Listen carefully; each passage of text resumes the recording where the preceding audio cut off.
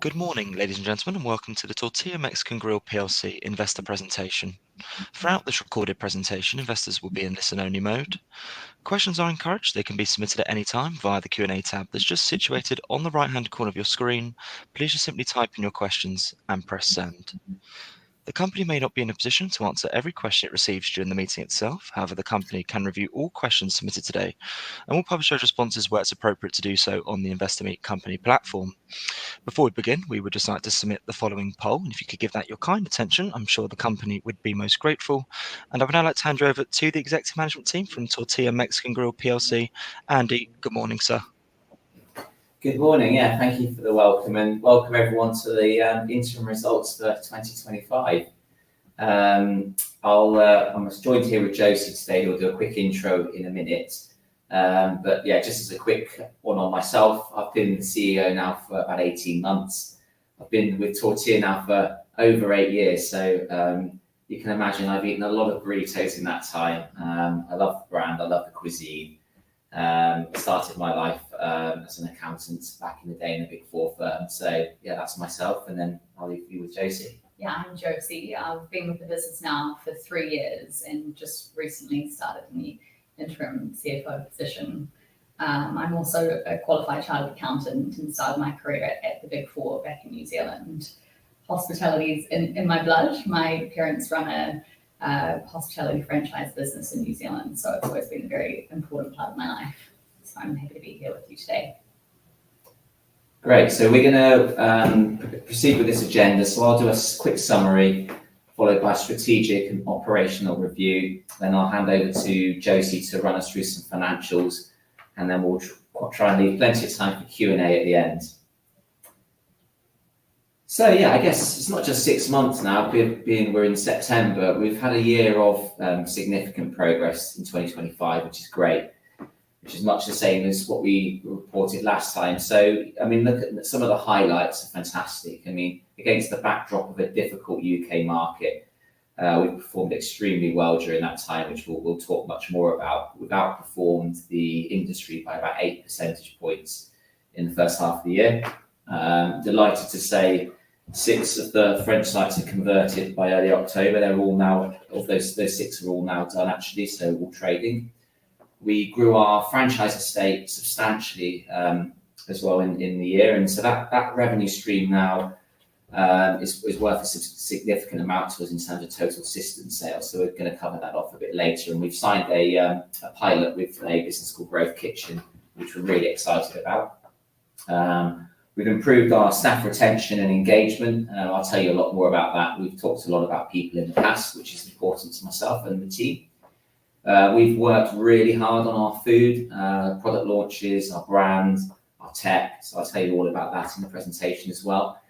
And yeah, delighted that over half of our sites now have got self-ordering kiosks in, which we continue to see some really good upside on as well. So some really good headlines for us to deep dive into in a minute. So I guess just to remind everyone, when I started as the CEO, we devised the Vital 5 strategic pillars for us, our sort of strategy, if you like. The 5 areas were to improve our UK profitability, to drive our brand through investing in food and brand, to drive top line growth, investing in the team and technology, which is a key priority in a very people heavy business. And actually technology has been something that's been a wonderful addition to our organisation. Doubling down on our franchising was a key priority, and to develop the brand internationally, which we have obviously begun that journey on with the acquisition that we made last year. So we're going to walk through these 5 areas over the course of the next 20 minutes. So if we look at UK profitability firstly, it's a really impressive story actually, and I'm very proud of the team for how hard we've worked to get to this point. If you look at where we launched this strategy back in March 2024, which is identified on the graph, since then the red line represents our sales, our like-for-like sales growth, and it's gone from strength to strength. And as you can see, really since September of last year, we've outperformed the industry tracker quite substantially, which is fantastic. And that shows no sign of slowing. and in September as well, which we'll come on to current trading. We've had a very strong Q3, which we're really pleased with. And as you can see, the industry data is somewhat more challenging. The industry's had a difficult year this year, so I think it's even more impressive that we've been able to perform so well in that environment. So yeah, I mean, I guess what that's led to, which is a fantastic achievement, is a year of record UK profitability.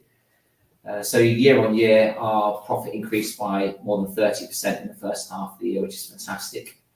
And we'll deliver record profit margins, both from a pound and percentage perspective this year, which is fantastic. And yeah, I guess it really nods to all of the efforts across the vital 5 areas, which are going to come on to. And actually one other area as well, which we're focusing on, is looking at our estate. We have a small sort of single-digit number of stores which are loss-making, which we are going to try and address. We've addressed a couple of those already. We've closed 2 units this year. And I think actually when we do that, we can get our store EBITDA margins back, well, not back because we've never been at that level, but close to the 20% level, which has been the traditional milestone that people have aimed for in this industry. So yeah, really pleased with this, and lots of things for us all to be really excited about.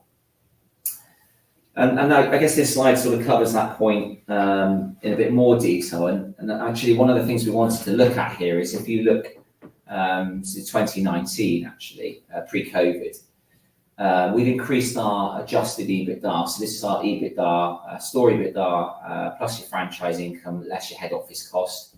We've increased that from 7.2% to 10%. And I think a few years ago, we identified that 10% was our aspirational target in the short term on that. So that's a great result. And actually, when you look at since 2019, the amount of capital we've invested in the business through either expansion capital, whether that's adding new stores or the acquisition of Chilango, and then the EBITDA less the maintenance costs growth that we've seen over that same 5-year period, we've delivered a 24% ROCE during that time, which I think is a great result, actually, considering that we entered into some smaller towns across the UK where the brand awareness was lower.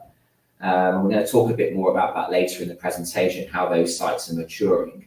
So I think that's a pretty reasonable return on capital, actually. And I think once we rationalise the estate, as I mentioned, with a small number of units, that ROCE will look really, really good. And so, yeah, on the right-hand side, you can see corporate margin post-maintenance CapEx. So, yeah, it's a really fantastic news story of where we are now this year. So I just wanted to talk a bit about what's driven the top line. I guess that's really fundamentally the thing that's driven that profitability. It's always great when you can generate sales growth through your core estate rather than necessarily adding new sites to drive growth. And that's, I guess, been our mission. We've been really focused on how do we drive volume. We want more people eating burritos. So we'll talk a bit more about volume later on. But essentially, the main things that we've done is we've improved our core menu quite significantly, as we talked about before, whether that's quality of ingredients, cooking methods, or recipes. And our food is really substantially better than it used to be. And there's still some exciting stuff being trialed at the moment that will come live in the coming weeks. So really excited about those changes. We've also jumped on to sort of seasonal menu rollouts. So we launched a summer salad to compete with what was quite a big growing food trend in the UK at the time of the year where you're meeting the customer with what they want. And that was really successful, huge growth on that year on year. We innovated with a new product, our protein pots, which drove some substantial sales. So that's about my point about, you don't necessarily need to add sites to grow your business when you've got products that you can bring to the market to drive sales growth. And they were really well received. Everyone can see when you walk around the supermarkets that there's a lot of protein badges on food now. It's a big trend. We jumped on that, and I think we're really able to capitalize on that food trend. And we've been doing some limited time offers, which have been really well received. We had one with Sauce Shop, which is coming next week. And we've worked with Tubby Tom's. We've worked with a ton of different businesses, and it just creates some buzz that people get excited about. And we will continue to do that. So then moving on to some of the work we've done on our brand as well. The imagery you can see on here, it looks very different to our tone of voice and our imagery of a year ago, really. We've worked incredibly hard to create a really bold and consistent storytelling and really heroing the food. I think this, as these pictures go to show, the food looks vibrant, it looks fresh. And I think the message is just really clear and concise, and it's consistent across all customer touch points as well, whether that's on the loyalty app, whether it's on our website, whether or not it's on social media. And actually, we'll talk about this later in the presentation. This is the way that we've designed our stores in France as well. So people will see this brand show up equally across all areas. And yeah, we think it looks great and a lot more modern, I guess, than what we had before. So yeah, just to sort of talk a bit more about some of the things that we've done on the marketing side as well, around building community as well. We've done some strategic partnerships. We worked with Jab, where we did fun work at their gym, which is a boxing thing. Big reach on that. We've done some supper clubs, and we've done, as you can see here, we did a guac bar a couple of weeks ago in the National Avocado Week. And yeah, it's been really fun. We've been working with social media, so we've created quite a lot of hype around the brand, and I think that's only going to be something that continues to build. And then, yeah, looking at a few other areas, the picture on the left is the store. So this is something we'll cover a bit more later on. The store, that's a location in France that we've built. It's a lot cleaner, sharper, simple design than what we have in the UK at the moment. And we're really proud of the work and effort that we invested in that brand. Our digital platform looks very different, and we've enhanced, our Burrito Society application. And I think we've had some good traction through that, which we'll come on to. Our packaging looks better. And our staff uniform, people have been really excited to wear a more sort of interesting, fresher looking uniform. And I think that whole interaction the customer has across all those touch points does make it nice and consistent. So yeah, talking about team, this is something that's hugely important, and I think sometimes is often overlooked. I've talked about it a lot before. It means a lot to our organisation. We have a lot of employees, and those employees, if they're motivated and the morale is high, they are likely to give the customer a great experience. And so I think other than the food, the customer service is something that can really make or break somebody's experience of any business. So that's why we've invested hard in it. We've seen our new manager retention up 7 points, which is fantastic. And we've been promoting internally through the centres of excellence that we have. We talked before about the Habanero Highway in a previous presentation. This is a career pathway that we've built for our team members. You can see there's various graduations here on the slide, which is fantastic. And that's created improved skill set within the organisation, and the training team have done a fantastic job with that. And the other thing just to highlight in here is we implemented our Burrito Masters competition last year for the first time. We're doing it again in a couple of weeks. And this is a bit of fun, but it's each restaurant, we identify the best burrito roller in each restaurant. And then we do regional heats where we find the best in the region. And we've got a national competition, or I should say international competition, because we've got the best from France and the best from Dubai coming over as well, to really sort of celebrate the fact that we're a global business now. So yeah, lots of fun to be had with these things, and it's definitely something that's added to morale and the feeling in the organisation and the growth. Very quickly on customer service as well, we've implemented a new feedback tool to have a little bit more precision, I think, in the types of reporting we see of what customers are saying. And a couple of themes that came out of that, a recent deep dive on that was portion size and value for money. And since really doubling down on portion size, we've been able to improve the negative feedback on that quite substantially. And so it just goes to show you can kind of use data to act quickly. You can jump on trends that are coming up, and that's something that our operations team have been very focused on recently, and yeah, will continue to be a big focus. And then on technology, this has been an area that we've been really focused on really since the launch of the Vital 5.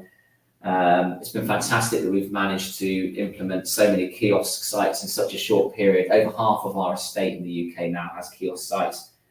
Where it's possible to put them in, we would intend to put them in pretty much everywhere, because we see a substantial improvement for some customers in the customer journey who feel perhaps a little bit nervous with the fact you get lots of questions at the line and they find it perhaps a little bit intense. It creates a sort of more of a calm process for those individuals. But we've worked really hard to do it in a way that doesn't detract from those that do want to come to the line and order in the traditional way. So getting the customer journey right in terms of where you position them, the signage, we've put a lot of effort into making that a good customer journey. And yeah, fantastic sort of returns that we see on those kiosks, both in terms of transaction volume growth and average order value as well. The Burrito Society continues to be a fantastic success. We're at nearly 250,000 members now, which is fantastic. The app looks great. It's got the new design, as I said, the new branding. And yeah, we continue to work hard to encourage our customers to come quite regularly. We don't ever really want to discount our in-store products. We're trying to provide value for our loyal customers by rewarding that loyalty. They get a free burrito after they've ordered 5. We're continuing to evolve and explore potential robotics partnership with Kaikaku, which we talked about before, which is fantastic.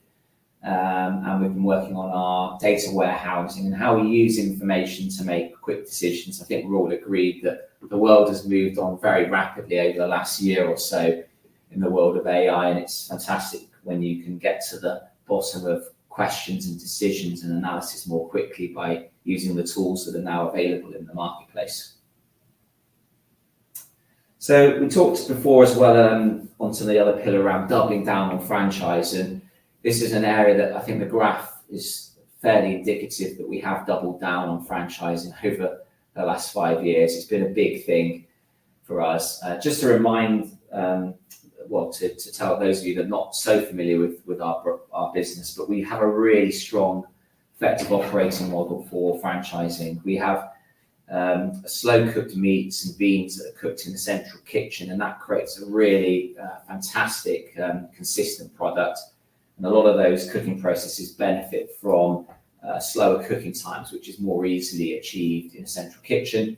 But then what we do at the store level is much more simple, because we just have to prepare some fresh salsas, which is super simple. So it means we can build sites without extraction and complicated, expensive kitchens. We don't need chefs. And so it's a very nice model for our franchisees, where they receive the food from us and then they just do the small bits of preparation themselves on site. SSP have been growing fantastically with us.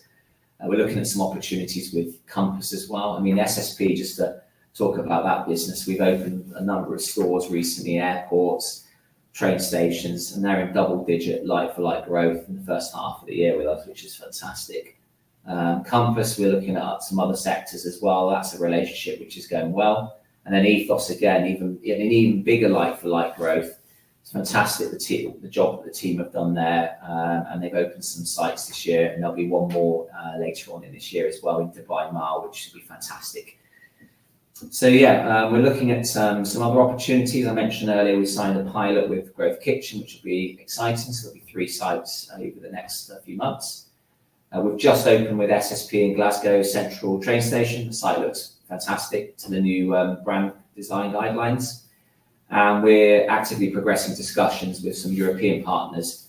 Now that we've got the springboard for growth in Europe through our big kitchen in Lille, which I'll come on to, we're sort of actively working on that as well.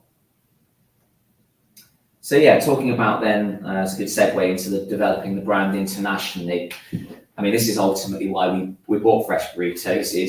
It wasn't to do a corporate rollout of our own stores, but it was to create a platform for growth in Europe. So we bought a business with 13 of our own stores, and they're in fantastic locations like Gare du Nord railway station, probably one of the best units in the busiest railway station in Europe. That's fantastic. So we've got a great property portfolio over there, which we're busy converting. And as I said earlier, we've now converted 6 of those locations. Still early days, but some really encouraging signs coming out of that, and we'll look forward to talking more about that sort of later in the year when we've got some more information. We've got a team in place led by Gilles, and really motivated, and we've built the central kitchen as well, which has been in operation now for some time. Huge facilities, 3 times as large as the UK one, which obviously supplies about 100 restaurants. So we've got a facility there that can supply a lot of restaurants, and obviously the plan for us then is to franchise our brand in various countries close to France, so France, Belgium, Netherlands, Germany. We're also looking at opportunities in Spain as well, and Portugal. So there's a lot of white space opportunity in Europe, and I guess that's why we made that strategic acquisition in the first place, and we've been in the investment phase there. So this is some imagery of some of the stores that we've converted in France.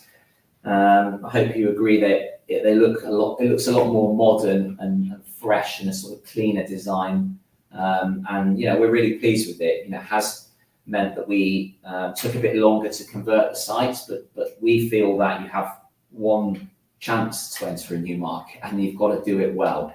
And so I think what we have done here is, it has taken us a bit long, but we have done a good job of it. The sites look great, and we're really excited about the opportunity. So there's various, and the site on the left is Val d'Europe, the one in the middle is Lille. So that they look great. The outside looks great, the inside looks great, and I think it's going to be a good opportunity for us to really showcase the brand in a new market. And then, just to cover off a bit of a store table before I hand over to Josie on the financials. We're now at 116 sites at the end of September, which is fantastic. We're by far the largest in Europe. There's no business selling burritos that's anywhere near our size, which is great, gives us a good strategic advantage. And we've got a good mix of countries, franchise stores, owned stores. And as I said earlier, the focus at the moment in the UK at least is to continue on the journey to drive volume and profitability in the UK business. And we'll look at expansion opportunities in years to come. But I think there's enough to go at in the UK in terms of that side of things. And then with Europe, the opportunity is obviously fantastic. There's lots of countries, lots of great shopping centres, lots of great train stations, lots of high footfall locations that we feel really confident that the brand will perform well in. And so, as you can see from here, this is a sort of a good reconciliation of the existing estate. So over to Josie now to run us through some of the financials. Great.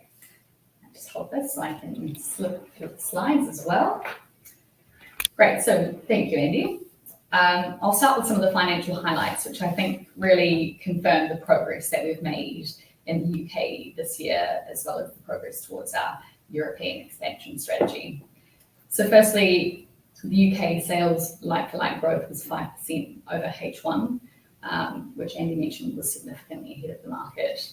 Our revenue was 36 million for H1, which was just over a 14% increase year on year. System sales reached 50 million, which is fantastic to see. That's including our franchise sales as well.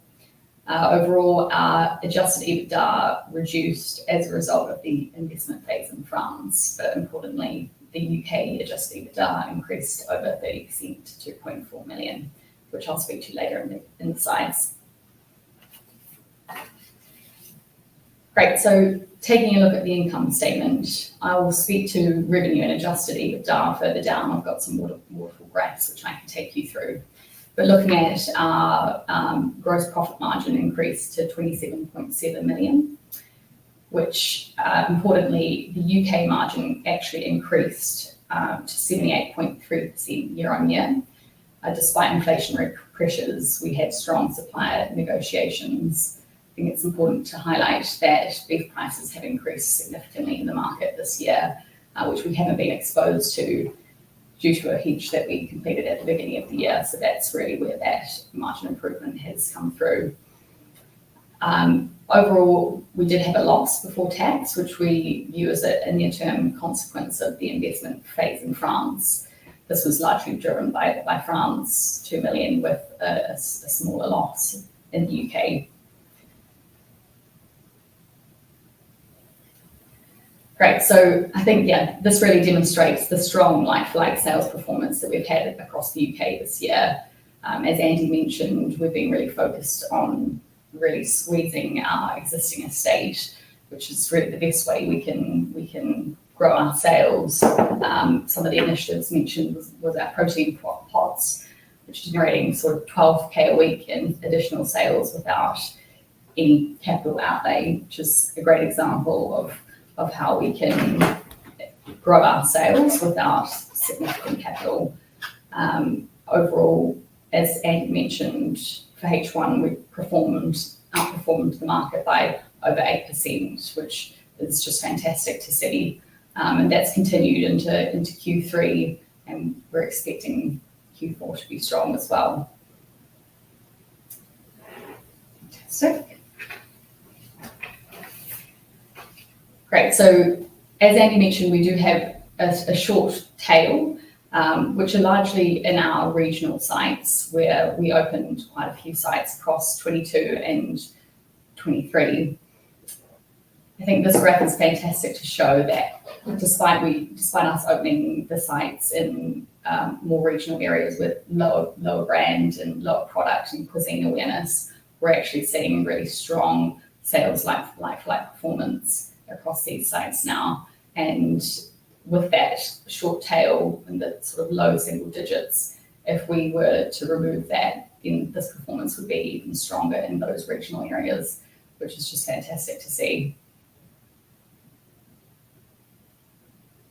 Great, so this waterfall graph just shows our revenue growth from H1 last year to H1 this year, which is a record, as I mentioned earlier.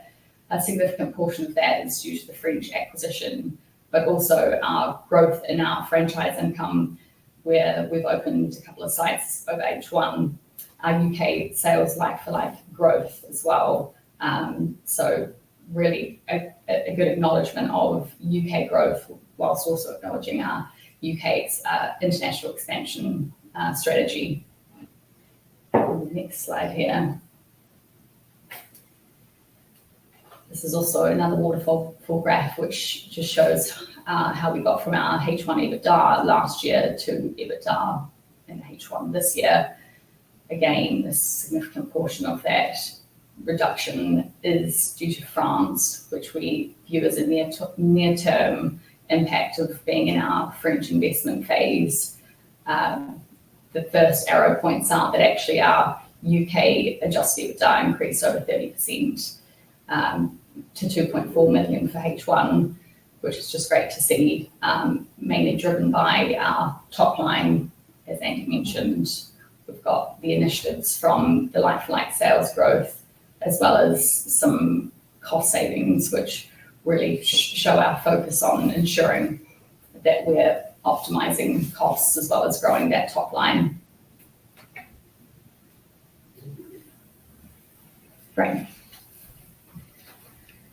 Great, so moving on to cash flow and leverage. So importantly, our mature UK estate continues to deliver stable cash generation, with free cash flow reflecting our investment-led growth strategy. Adjusted EBITDA of 1.2 million there, you can see, converted to an operating cash outflow of 1.8 million, which was driven by working capital movements, which was largely timing driven in the UK, as well as our French operational investment. So the free cash outflow of 4 million really reflects our planned investment in the UK, where you can see we've invested in tech, which is our kiosk investment, as well as mainly our French investment expansion. It's worth acknowledging that this free cash outflow reflects being at the early stage of the investment cycle. We've front-loaded the investment spend, as Andy mentioned, with the central production kitchen, as well as the initial conversions, which has temporarily weighed on cash. But the infrastructure is sort of now in place with the heavier spend behind us, and future rollouts will be much more efficient.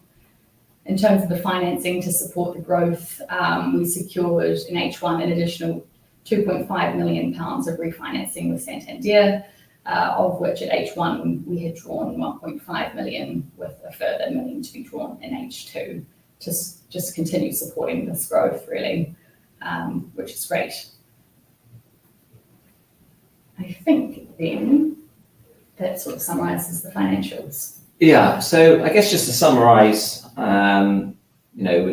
got through the presentation quite quickly, so there'll be lots of time for some Q&A. But yeah, I guess what are the headlines and things we want you to sort of walk away from this knowing? I guess the UK is in a great position, better than ever. So we want that to continue, and that is always at the moment at this stage in the business going to be the kind of the cash generating engine of the organisation to support growth. In terms of outlook, one thing we wanted to highlight on the outlook side of things is that we continue to trade well in the UK. So our like-for-like in the third quarter was 7%, which compares favourably actually to the first half of the year with the 5%. So that's fantastic. And yeah, we've got 6 sites converted. We're going to do one more this year before the end of the year. And then we'll be looking forward to sort of coming back with some information about how they're trading in the coming months towards the end of the year. Great that we hedged, and that does continue, as Josie mentioned, to help us protect our UK profitability in what is quite a volatile sort of food market at the moment from an inflationary point of view. And yeah, franchising growth, we've got, it says there, a couple of sites to open in the second half of the year. One of those is Glasgow, which is now open. The other one will be Dubai Mall later in the year. And then on top of that, there's the 3 pilot locations we're planning with Growth Kitchen as well. So that's really exciting. And so, yeah, I guess we as a board remain really excited about the opportunity. I mean, we are the pan-European winner. We're the largest business selling burritos in Europe.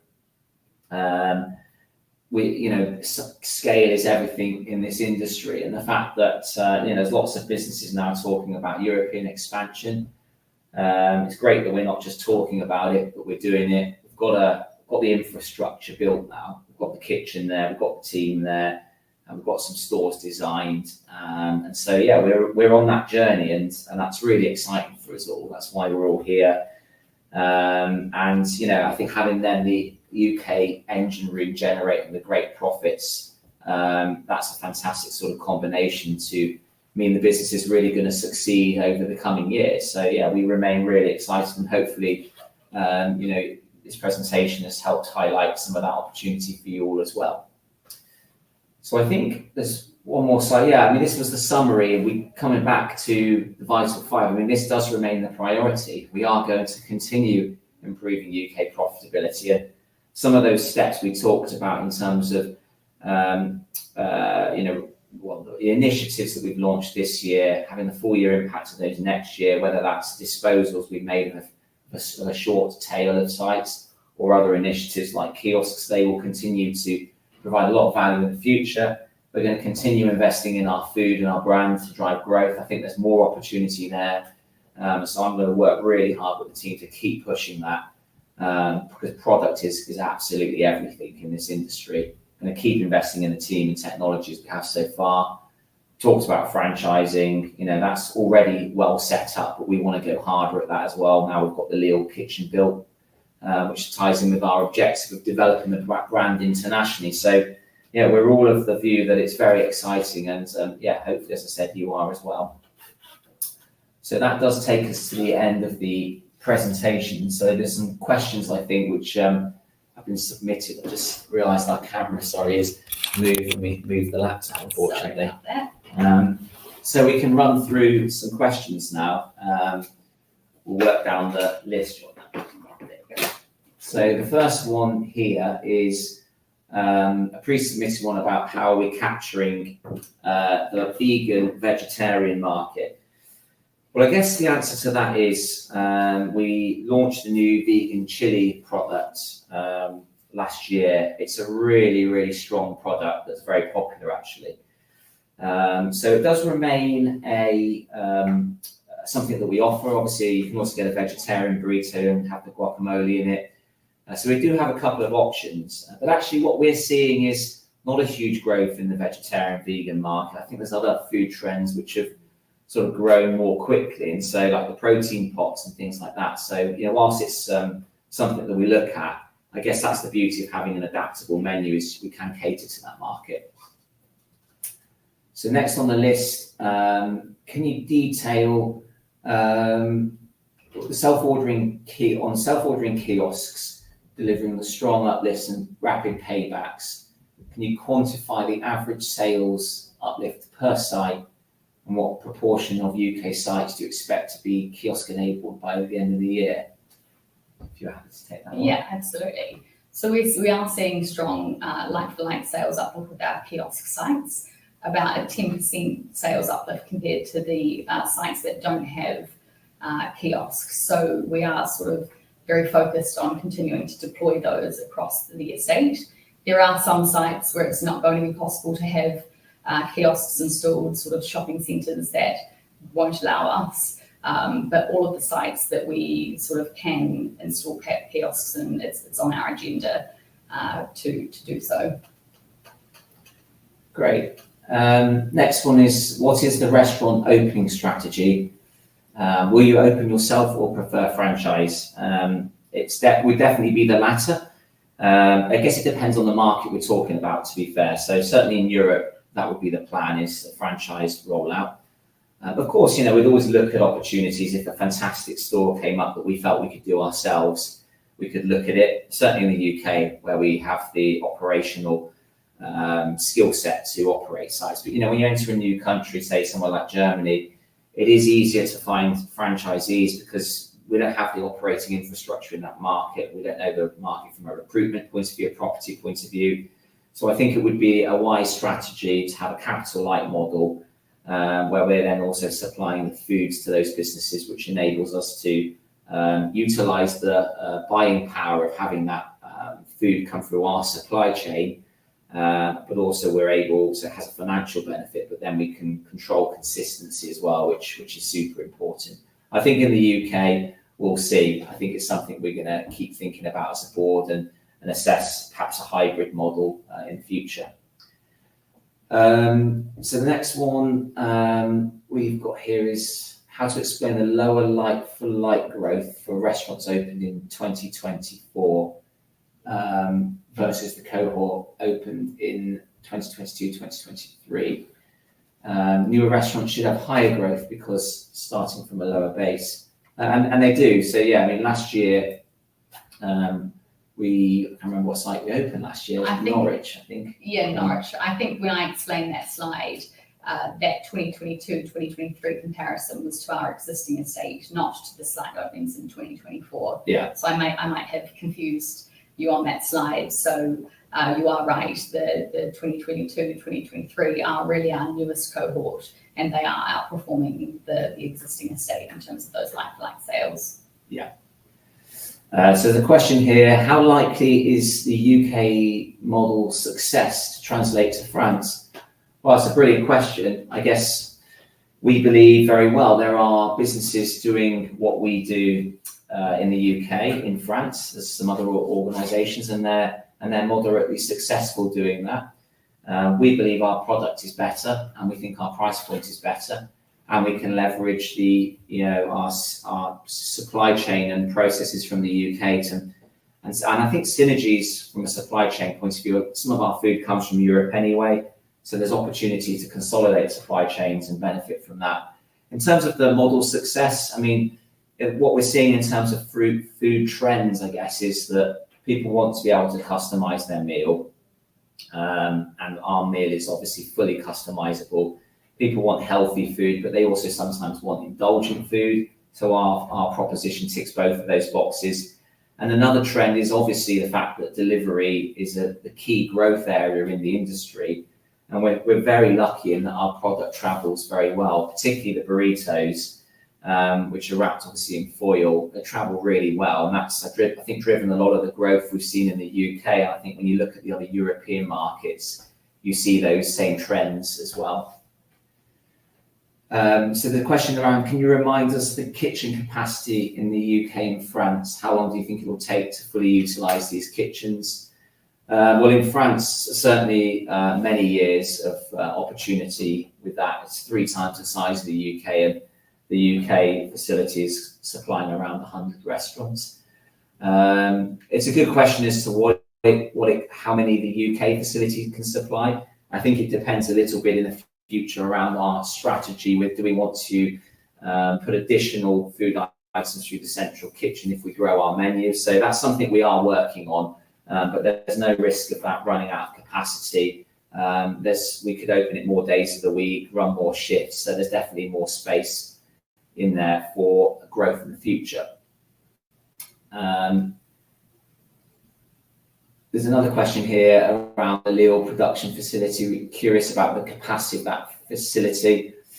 I mean, a lot more work needs to be done on that, but broadly speaking, I mean, as I said, it's 3 times the size. The UK one is supplying 100 stores, so some quick maths could obviously extrapolate that to a few hundred locations. We need to do some more work on that. Our priority and focus has been very much on growing and the UK profitability and obviously making a success in France. But yeah, there's no sort of issue that facility isn't going to be large enough to support the business. I think that probably the bigger limiting factor when we're exploring other countries is actually the commercial question of whether or not it's better to travel the food shorter distances. You know, if you open up in Portugal, it's not going to make sense to move the food from Lille all that way. So I think each market needs to be looked at on a sort of case-by-case basis in terms of the commercials and the food quality. It's not just about the commercials. We don't operate a frozen supply chain at the moment. It's fresh.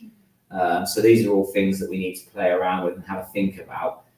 So I guess our focus with the unit in Lille was always going to be, in the short term, France, Germany, Netherlands, really. They're the locations which it's easiest for us to expand into. And the white space research that we did previously identified those as the markets that would have the greatest immediate potential for us.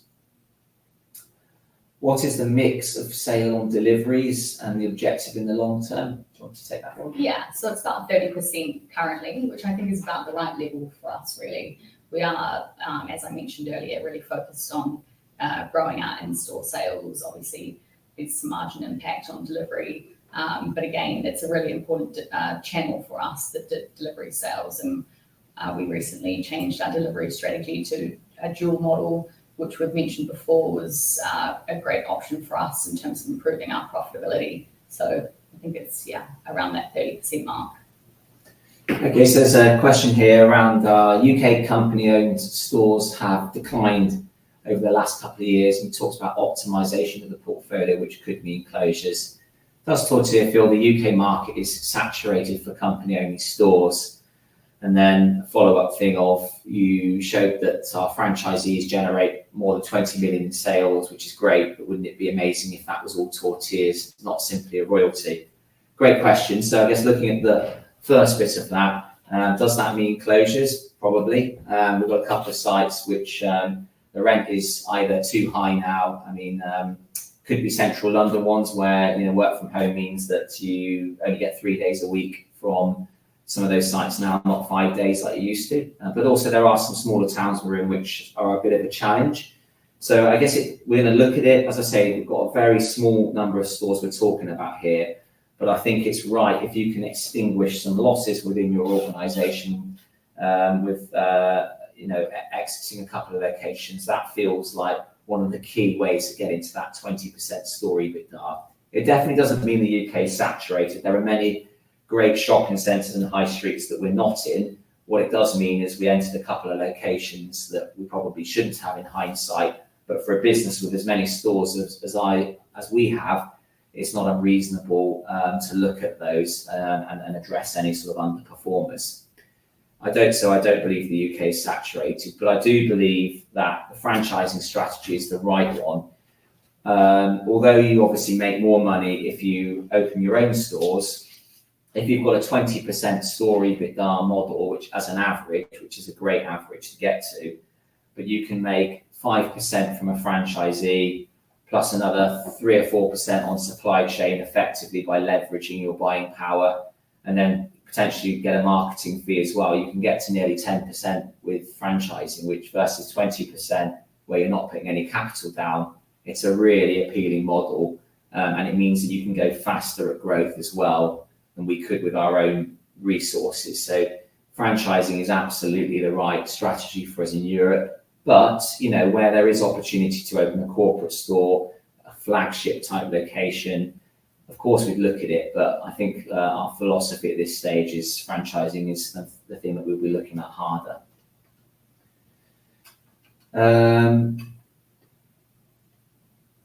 Is there any outstanding earn-out on former acquisitions? When are the cash out expected? Do you want to answer that one? Yeah, the answer to that is no. That went out in H1. There was a contingent consideration relating to prior year acquisition, but that's now all been settled. So there's no more future outflows. Okay. How many restaurants rebranded in France? How many are waiting to be rebranded? So we have 6 corporate stores rebranded now and open trading. A 7th one will open later this year in Gare du Nord railway station, and then the remainder will be next year. And so that's the sort of split. So there's 13 sites in total. So we just over half will be done this year. There's a growth kitchen here for the question is, I vaguely recall Tortilla using ghost kitchens before, but a unit with no physical retail presence but is active on delivery apps. You later closed these down. So I'm wondering why you are revisiting this approach and why use a third party. Can you address the potential risk on quality and brand equity here? So it's a slightly different model we're going to explore with Growth Kitchen. When we were running the kitchens before, we were running them ourselves. This time we're going to be licensing the use of our brand, but we will be controlling the food in the same way as we do with a franchisee. So it is no different really to a franchise relationship.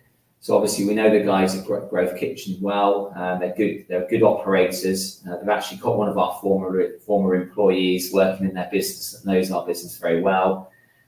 So we feel that we went through the right process to be quite selective on the partners that we look at this model with. And I think it is an interesting model to grow your brand. You know, these are all London locations at this stage, but to kind of saturate some of your delivery areas with some high quality operations that also means that you can get your food to the customer more quickly. So it's a slightly different approach to what we did previously, but we feel confident with the food protection quality and the fact that we know this business very well, that we can protect our brand equity, as you raised in your comment.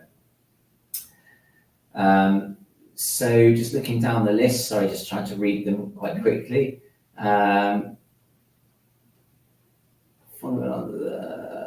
Follow up on the Lille comments. If the CPU is 3 times the size of the UK and has 100 units, does this imply you can support 200 to 300 units in Europe with a single central kitchen?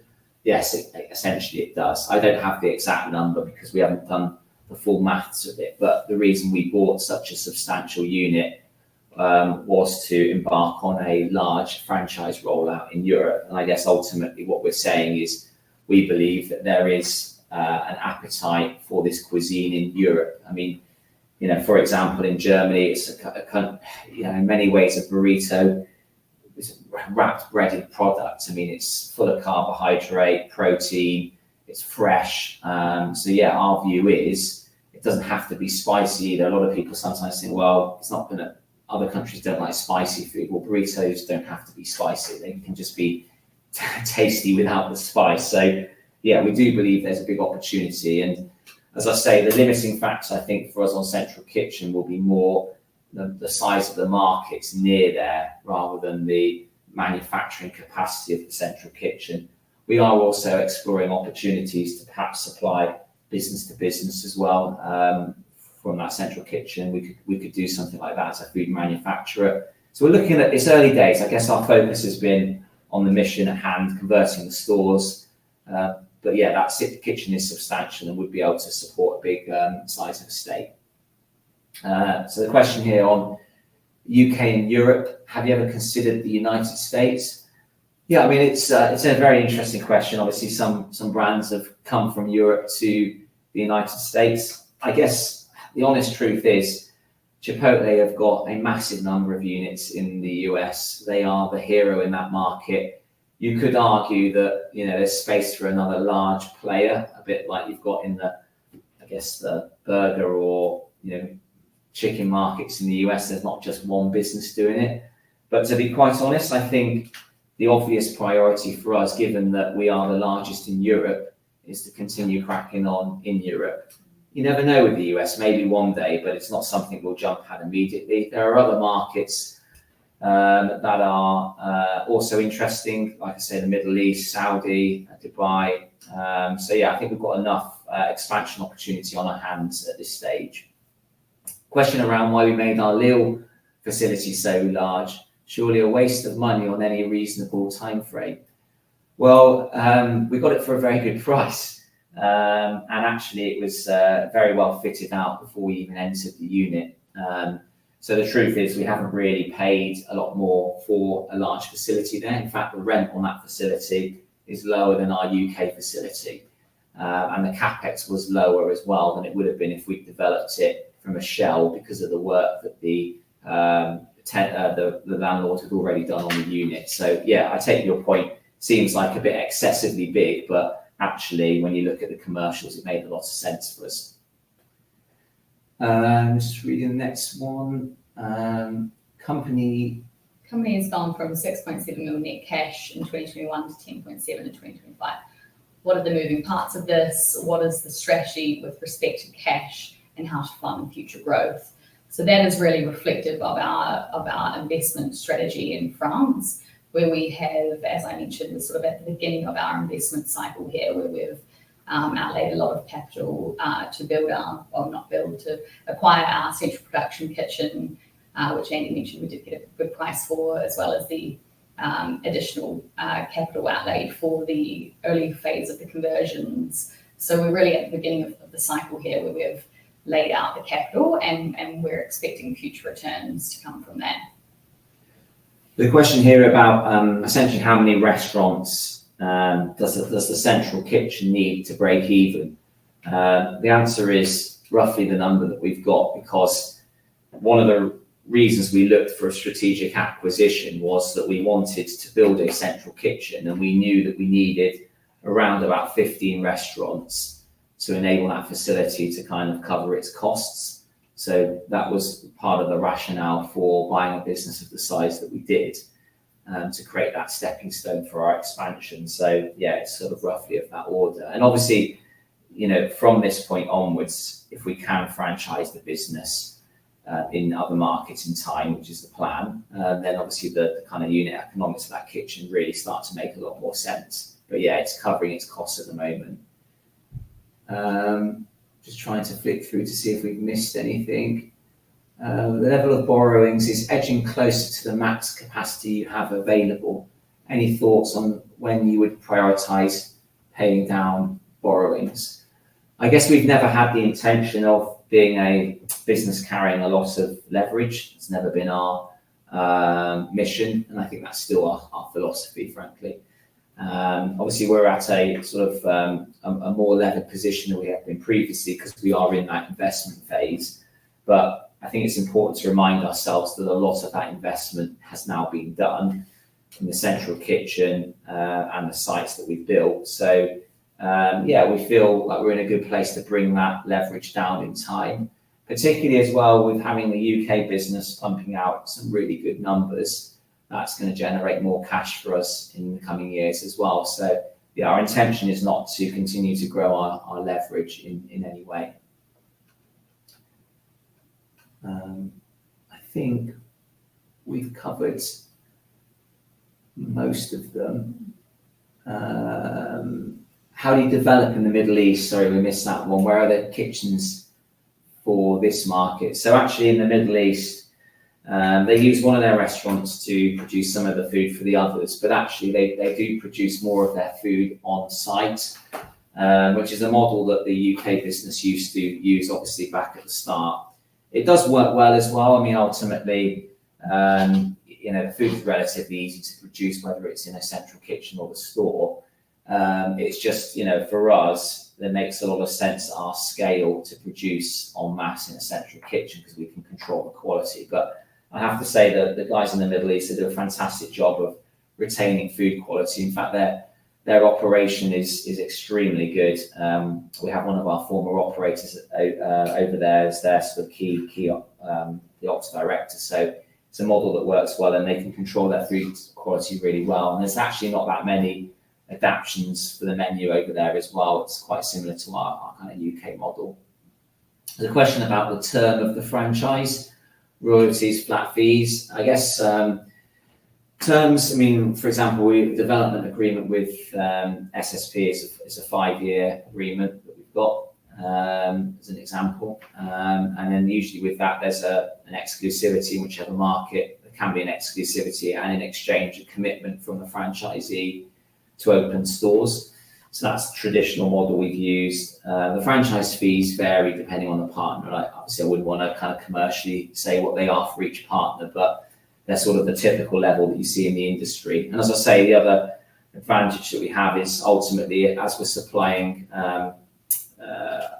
businesses outside of our own organisation with food, it means the cost to serve of our own stores in the UK is brought down because there's just efficiencies and costs from supplying external businesses as well. And on top of that, we can then everyone benefits from our increased buying power on product lines like the chicken and the beef and avocados. As you can imagine, we're one of the largest buyers of avocados in the UK.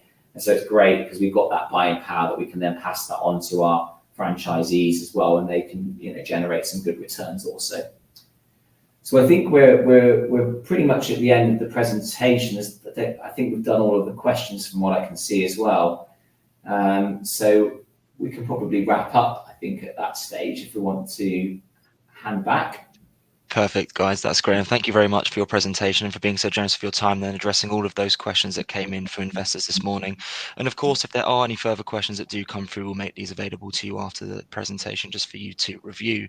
But Andy, perhaps before really now just looking to redirect those on the call to provide you with their feedback, which I know is particularly important to yourself and the company, if I could please just ask you for a few closing comments just to wrap up with, that'd be great. Yeah, no, absolutely. Well, hopefully we've conveyed the key messages this year. I guess the key takeaway is record year in the UK at odds with, I guess, the sector that struggled this year. So that's fantastic and a testament to the hard work of the team, and that will continue.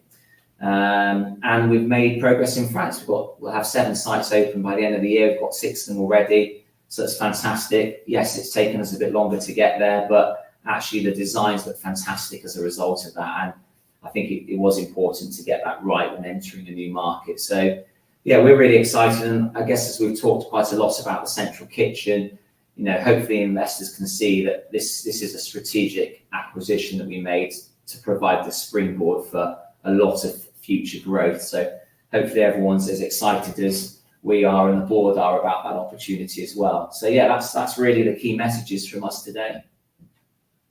That's great. Andy, Josie, thank you once again for updating investors this morning. Could I please ask investors not to close this session, as you'll now be automatically redirected for the opportunity to provide your feedback in order that the management team can really better understand your views and expectations. This will only take a few moments to complete, but I'm sure will be greatly valued by the company. On behalf of the management team of Tortilla Mexican Grill PLC, we would like to thank you for attending today's presentation. That now concludes today's session, so good morning to you all.